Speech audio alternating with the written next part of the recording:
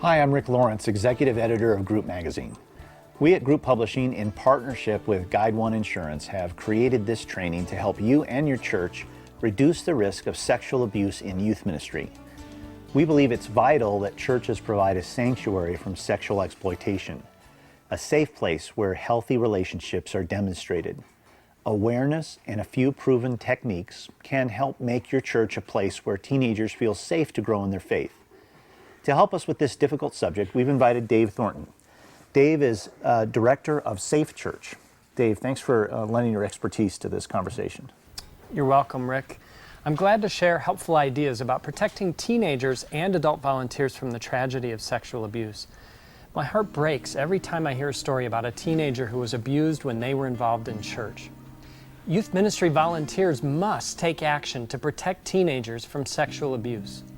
You know, when I was growing up in church, we never heard about sexual abuse. Are churches overreacting to kind of an uncommon problem? No, the problem is real, and it happens more often than we'd like to think. Sexual abuse happens at about the same rate in all types of churches, large or small. It happens in every denomination. Guide One Insurance estimates that 1 in 100 churches will face a sexual abuse incident each year. Most cases involve adults molesting children or teenagers. But children and teenagers can abuse too. We must do our best as churches to prevent both types of problems. It's a sad reality of our world, but there is a risk for sexual exploitation wherever adults hold authority over kids. Schools, sports teams, scouts, all these organizations have found proven methods to reduce the risk of sexual abuse. Other organizations are working hard to protect kids. As spiritual leaders, we're called to an even higher standard of care for teenagers. Right, our duty to protect the young people in our care is clear. Ephesians 5:3 says, "But among you there must not be even a hint of sexual immorality." I think this high standard means two things. Clearly, we're not to abuse the kids we lead, but there's more. It also means our behavior must be above suspicion. Sexual abuse can be initiated by clergy, staff, volunteers, or teens. Our life and ministry together can be above suspicion if we avoid situations that may allow immorality or even the suggestion of misconduct. In a healthy church, everyone on the youth ministry team can follow practices that reduce the risk of abuse and protect adults from false accusations of sexual misconduct. The consequences of failure are terrible. Can you imagine how hard it would be for a teenager to trust God after being abused by a person in authority at church? Sexual abuse can sabotage a young person's faith and can cause a lifetime of spiritual crisis. The most important reason to protect young people is to honor God by taking care of the teenagers He loves. Loving vulnerable teens means going to great lengths to protect them. Besides the harm to the immediate victim, I've heard about court cases where abuse is destructive to the whole church, too. And the destruction isn't limited to financial damage. Emotional trauma to families and leaders, shattered trust in the church, embarrassing media coverage, complicated court cases. It's a tragedy for the victimized teen that can also rip apart a church. Sexual abuse is so evil. The whole subject is so depressing that most of us would rather avoid facing it. It seems so negative to consider an adult in our church sexually abusing a young person. You're right, Rick. Churches tend to avoid difficult subjects like sexual abuse and instead assume that it can't happen here. When you think about it, though, what's more positive than taking wise precautions that keep kids safe? As a parent of teens, I find it encouraging when youth programs take precautions to prevent sexual abuse. There are proven practices that reduce the risk of abuse, practices that make ministry to teens better as well as safer. This risk requires all of us to be informed about the problem and courageous enough to take action when needed. Well, courageous, what do you mean? Well, we can't let our fear of confronting a difficult subject like sexual abuse keep us from our responsibility to protect the kids. Courageous ministry leaders make the extra effort to keep teens safe. We want to equip you to be courageous, so we'll describe the problem and then we'll provide safe practices you can use whenever you work with teenagers. We're going to review 3 essential strategies summed up with the acronym ACT.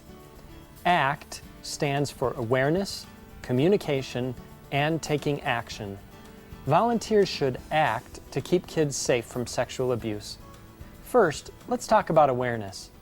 We need to understand what sexual abuse is. Legal definitions vary from state to state, but in general, sexual abuse involves any activity in which a minor is used for the sexual stimulation of a perpetrator. The perpetrator may be an adult or a young person. Both males and females may be sexual abusers, and their victims may be of the opposite or same sex. And even though we're talking about teenagers up to the age of 18, they're still children. The law requires adults in positions of trust not to exploit teens sexually. Sexual abuse is a crime. It can involve both touching and non-touching behaviors. Touching or groping, intercourse, rape, and child pornography are obvious forms of sexual abuse. Other, less obvious examples include having inappropriate conversations or communication, showing a young person pornography, obscene phone calls or text messages, and indecent exposure or flashing. Guide One Insurance has helped us identify 3 common church situations in which teens are sexually abused. The first common situation involves counseling or mentoring situations in which an adult works one-on-one with a teen. Often the teen has needs or issues that make him or her vulnerable. The pair meet repeatedly in private. There's a lot of emotion in confiding in one another and discussing the challenges in the teen's life. The abuser uses this emotion to manipulate the teen into a romantic and eventually a sexual relationship. So in this situation, the teen may not even recognize that the leader's advances are wrong. Exactly. Force or violence is rarely used in this situation. The teen is manipulated into tolerating the abuse, so he or she is unlikely to resist and tell others about it. This secrecy makes it hard for the church to detect the abuse and stop it. About 85% of sexual abuse is never reported. I think we need to be clear that it's still sexual abuse even if a teen doesn't protest about it. That's right. Teens are still developing their emotional maturity and decision-making skills. For these reasons, they're not able to legally consent to sexual behavior with adults, especially adults in positions of trust and authority. Adult workers are 100% responsible for protecting teens. Adults should never misuse their authority. Sexual abuse is never the young person's fault. In a moment, we'll talk about how to prevent abuse in this circumstance. But Dave, what are the other common situations that can lead to sexual abuse in a church setting? The second common case involves young adult workers who are college age or in their 20s. The abuse may not be obvious from the perspective of a minor teen because the age difference is small. The circumstances are often like the first situation we just talked about. The youth worker breaks down the defenses of the teen during private discussion of the teen's personal problems. The discussions may be face-to-face, by phone, text, or through the internet. So in both these situations, one-to-one meetings or communication increase the risk, and the young person may not recognize this as sexual abuse because it's disguised as romantic relationship between two people who are not that far apart in age. That's right, Rick. Most teens would be creeped out if they recognized it as sexual abuse. If they did, they'd resist and report. The abusive adult may be very skillful in manipulating the teen into secret behavior that doesn't feel like abuse to the teen at the time. I can understand how this happens. We've said that many teens haven't yet developed good judgment, so they're vulnerable to attention from older people in positions of authority. You mentioned 3 common situations that we need to be aware of. What's the third one? The third common scenario involves young people under 18 exploiting other young people in a church or youth group setting. Well, I have a question. Is it really sexual abuse when teens who are involved are about the same age? I mean, clearly it's wrong, but it's not necessarily a crime, is it? Well, the laws are complicated, and they vary from state to state. Let's just agree that sexual activity in a church setting is wrong, and we must strive to prevent it, whether it's technically abuse or not. Well, I agree. I also know that churches can be held responsible whenever kids take part in harmful activities. What else has Guide One learned about this common situation? Strong supervision is the key. Diligent supervision of activities is the best practice to reduce the risk of teens exploiting each other.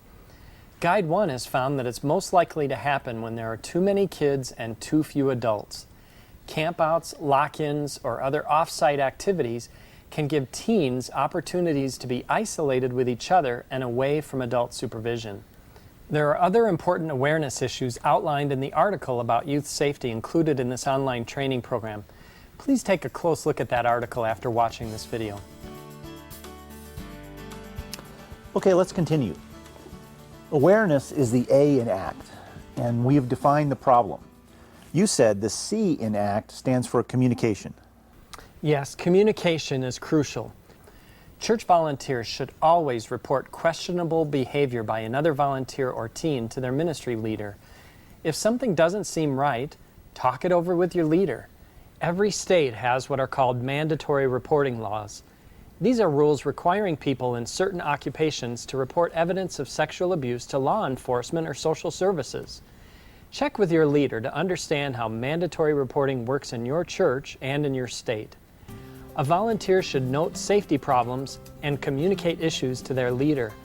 Volunteers and staff can communicate to resolve a risk only after they identify it. You'd want to report anything that looked risky, or let your ministry leader know if you had any concerns about actual abuse. I know it's hard stuff to say, but speaking up sometimes takes the most courage. Now, we've talked about awareness and communication. Now let's talk about taking action. That's right, Rick. The T in ACT is taking action. So let's focus now on smart actions that will help safeguard teens. Did you notice something similar in each of the 3 common situations we've talked about? I think so. For abuse to occur, there have to be times when adults and teens are alone in private settings. Right. Preventing isolation is critical. This is the most important message that youth workers can learn from this training. Avoiding isolation not only acts to prevent abuse from happening, it also protects workers from allegations that anything inappropriate has taken place. Whenever possible, church workers should work in teams of 2 or more. The 2-adult rule ensures that a worker is never isolated with a teen, and it puts both adults above suspicion if a question comes up. Plus, I found that 2 volunteers working together enjoy the experience so much more. It's less stressful and easier to keep up with the energy of teens when you have a partner. This is where teamwork comes into play. Experienced workers provide a backup and won't leave a teammate isolated with one young person. But practically speaking, what about situations where one adult and one young person need to have a confidential conversation? A confidential conversation can happen in an open setting where others can see that nothing inappropriate is going on. We've listed some other counseling guidelines in the article that goes along with this video. On a related note, be careful how you communicate with teenagers on sensitive subjects via text messaging, email, or social networking sites. Don't ever use sexually suggestive language or photos. The key is to remain above reproach in all you say in person and electronically. This topic reminds me of the next proven procedure, open door ministry. Just like it sounds, this rule means that isolation is avoided. Open door ministry means that adults choose open areas, groups of adults and kids work together instead of individually, and personal conversations are held in plain view of others. In an open door ministry, there are no secret activities. Surprises like birthday cakes or mystery destinations are fine. Surprises are okay, but secrets aren't, is the way I like to say it. And I've known youth ministers who meet kids in public places like fast food joints or school cafeterias. These leaders are so careful that if a young person drops by the church to talk, the office staff knows to stay nearby. Rather than visiting in a closed office, they will move out into a lobby area, any place where other people are likely to pass by. So we've addressed safety in church situations. What about driving kids to and from activities? In my experience, transportation causes a lot of headaches. Volunteers should drive kids only when it's planned in advance. Parents should be notified and have signed permission forms. Ideally, it's best to follow the 2-adult procedure here too, using a driver and an assistant. If that's not possible, make sure that the driver is never alone with one child. Have the driver bring along her own children or require that they pick up or drop off the children in a group. Vehicles provide isolation, and as we've said, isolation can enable sexual abuse. Familiarize yourself with your church's transportation policies. So we've talked about several proven ideas so far using 2 adults, an open door ministry, and transportation policies. What else should volunteers know about? Rick, some activities hold more risk than others. For example, off-site activities and overnight events can pose more risk. Here are a few principles to follow. First, consider recruiting extra adults. Another principle to try is to change the location. Any place that provides opportunities for isolation of one adult and a child is risky. Some riskier locations include a church member's home or outdoors. I'm not saying churches should never plan programs away from church grounds, but when you do, build in extra adult supervision. I also know that it's riskier when a church holds an event that invites large numbers of kids who aren't known to the youth group leaders. So public events require a lot of extra supervision. Overnight events require extra precautions too. Here are a few principles to consider for overnight events. Extra supervision is required, so invite parents and other safe adults to chaperone. If both boys and girls will be attending, you'll need both male and female chaperones and separate sleeping quarters for each gender. Boys and girls should have separate shower and restroom facilities. Beds should not be shared between any adult and a minor except among family members, and caution needs to be taken about allowing minors, even of the same gender, to share beds.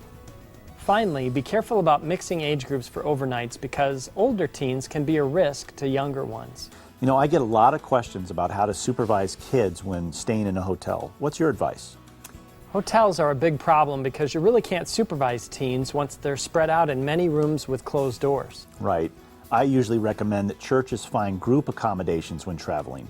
Sleeping in large groups also adds to the team spirit. But if the only option is a hotel, consider contacting schools in your area to learn how they handle supervision on such overnight trips. By doing what they do, you could say that your church is following the standard of care in the community. Youth workers need to understand that some teens are more at risk of abuse than others. While it can happen to anyone, teens who are facing big challenges are more vulnerable. These risk factors include serious conflicts with parents, drug or alcohol use, learning disabilities, and mental health problems. Kids who've been abused or neglected are especially vulnerable. And developmentally delayed young people are vulnerable because they lack the ability to protect themselves from manipulation. Finally, kids who are sexually active face increased risk because their boundaries about sex are already weak. So any teen with special needs is at increased risk. Also at risk are kids who are alienated from healthy relationships with parents or friends. The need for positive attention and affirmation can make troubled teens more susceptible to abuse. Special needs and troubled kids need our ministry the most. We should welcome them and be prepared to provide extra supervision and care. Changing to another subject now, what is appropriate touch between a youth ministry worker and a teen? This can be a difficult balance for those involved in youth ministry. On the one hand, teens need to be affirmed and encouraged, and for some people, physical touch is part of the affirmation they seek. On the other hand, physical touch between a youth worker and a teen, even innocent touch such as a hug, can be misconstrued or worse, can lead to more physical interaction. When it comes to youth ministry, the best advice is that touching such as hugs should be avoided, especially between members of the opposite sex. Still, we don't need to overreact. A teen who initiates a hug is fine as long as good judgment is used. Use an A-hug where the adult leans over at the waist and full body contact doesn't happen. If you feel that a hug is an appropriate gesture, only give one in open settings where others are around and keep it brief. I often suggest that adults use high fives or pats on the shoulder or back or handshakes or other ways to show affirmation instead of hugging. I want to turn to another topic now. Every church should be very open with its workers and its teens about appropriate roles in youth ministry. Every adult worker and every teenager should understand this simple idea. Romantic or sexual relationships between adults and teenagers are never okay. Romantic or sexual relationships between adults and teenagers are wrong, period. They have no place in a healthy youth ministry. I think it's a good idea to say this to teens as well. Sometimes churches assume that everyone understands this basic principle, but they don't say it out loud. I agree with that. State your expectations clearly to kids and adult workers before a problem arises. It's also important to tell teens that they should always feel comfortable in their youth group. Say something like, if you don't feel comfortable for any reason with an adult leader or another teen, here's what to do. Then give the teens at least 2 people in the church they can contact to discuss their concerns. I would add 2 suggestions to this last point about saying flat out that romantic or sexual relationships are off limits. 1, repeat this message often enough to reach newcomers to the ministry. And 2, use this message as a friendly warning to young adults who are starting out in ministry. Caution them that it's easy to hurt themselves and young people if they get confused about their roles and their boundaries. Please take a look at the article that's part of this training for more information about protecting kids. After watching this video and reading the article, you can take the test online to measure your understanding of sexual abuse prevention. So let's review, Rick.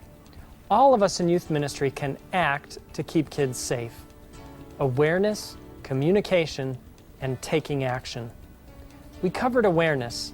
Sexual abuse is a real threat to your church's youth ministry. We've outlined the 3 most common ways it can happen. Next, communicate a friendly warning to young adults who are starting out in ministry. Caution them that it's easy to hurt themselves and young people if they get confused about their roles and boundaries. And finally, take action by using sensible procedures that will reduce the risk.